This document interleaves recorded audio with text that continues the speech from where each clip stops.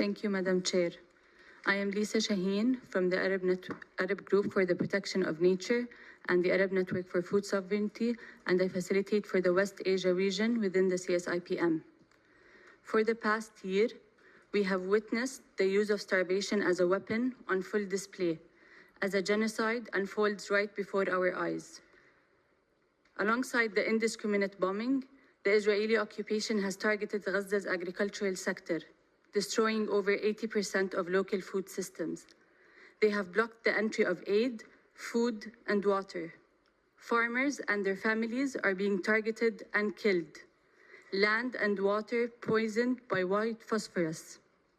The roots of Palestinian food sovereignty eradicated.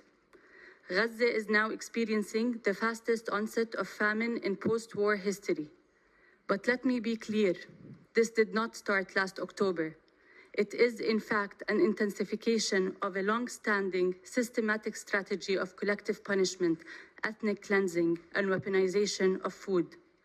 Likewise, in Lebanon, the Israeli occupation has intensified its attack on agricultural lands, employing a scorched earth policy, destroying everything in its path, including crops, livestock, and infrastructure.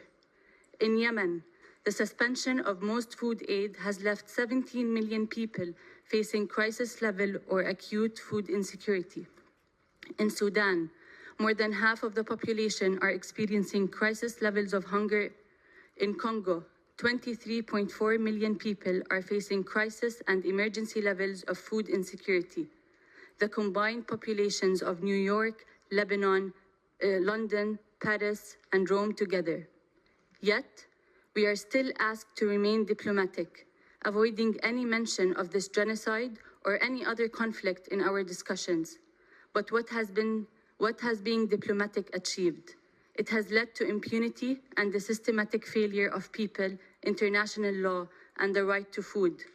We cannot continue to ignore or remain silent about the structural causes that has brought us to this point. Settler colonialism, occupation, wars, and protracted crises. Even worse, member states continue to ignore their extraterritorial obligations and are complicit to genocide under international humanitarian law by financing, arming, and fueling the war of starvation in Gaza. We have the right to food guidelines and the framework for action in protracted crises, adopted by member states in this committee. Yet there has been little to no political will to implement these commitments. We, as most affected communities, will not remain silent in the face of your inaction and impunity. We demand an end to the genocide and the weaponization of food. We demand member states to take decisive action. We call that the CFS was reformed in 2009 in response to a global food crisis to fight fragmented action. But today, again, or still, we find ourselves in a severe, global, multifaceted food crisis, and this committee has to do its job. Coordinated policy responses have never been more needed. The credibility of the entire UN system is at risk. The CFS is the most legitimate space for this objective due to its inclusiveness, particularly of those most affected, its human rights framework, and the evidence based from the HLPE. For this reason, we welcome the summary report on the work stream on collaborative governance for coordinated policy responses to emerging global food crises. This platform work stream enables the CFS to reach out to other UN spaces with which collaboration must be built to find solutions to the underlying causes of food crises, bridging gaps between Rome, Geneva, and New York.